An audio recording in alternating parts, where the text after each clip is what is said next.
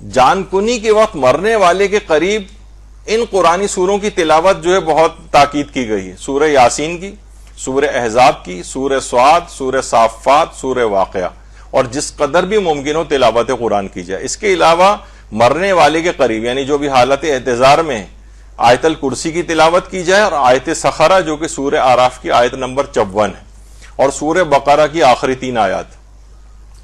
بعض ایسے رشتہ دار افراد جن کی بالکل آخری وقت تھا، یعنی خود مجھے سعادت ملی کہ یہ سب چیزیں میں ان کے سرانے انجام دوں، یعنی واقعتاً اتنے سکون اور اطمینان کے ساتھ مرتے ہوئے میں نے اس سے پہلے کسی ورنہ ہاسپٹل میں بہت سی اموات دیکھی، لیکن ایسی اتنی پرسکون موت کہ جیسے لگا کہ بس ایک آدمی سویا ہے اور سوتے میں ہی بس ختم ہو گیا. کوئی باقی ہم آنکھوں سے دیکھ رہے تھے کہ بلڈ پریشر کیسے ڈراپ ہو رہا ہے، ہوتے ہوتے 0 پہ چلا گیا، ہارٹ ریٹ کیسے کم ہوتے ہوتے 0 پہ آ گیا، اس طرح سے.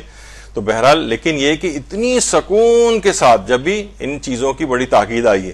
اب کہا جائے کتاب، یہ تو قرآن تو کتاب ہدایت ہے، ان سوروں کو پڑھنے کا اس کو کیا فائدہ؟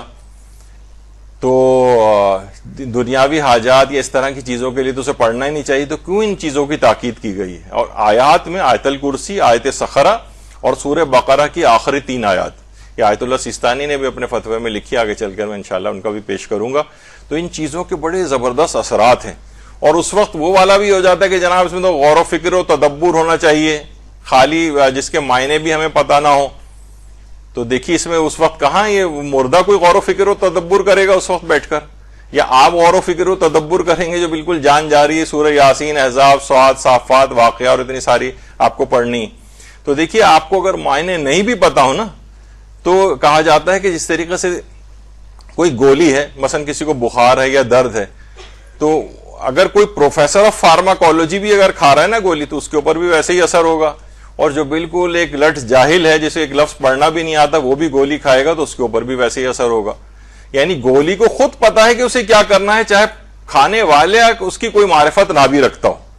اسی طریقے سے قرآن کی یہ سورہ اور آیات بھی ہیں، ان قرآنی آیات اور سورہ کو پتا ہے کہ اسے کیا کرنا ہے، کیا کیا فوائد پہنچانے ہیں، کیا کیا اثرات ہونے ہیں، چاہے اس سامنے والے کو یا پڑھنے والے کو ان کے معنی تک بھی نہ پتا ہو.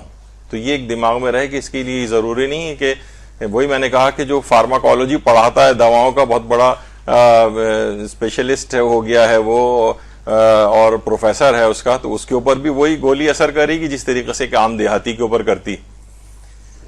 تو بہرحال یہ سب چیزیں فائدہ مند اس لحاظ سے ہیں.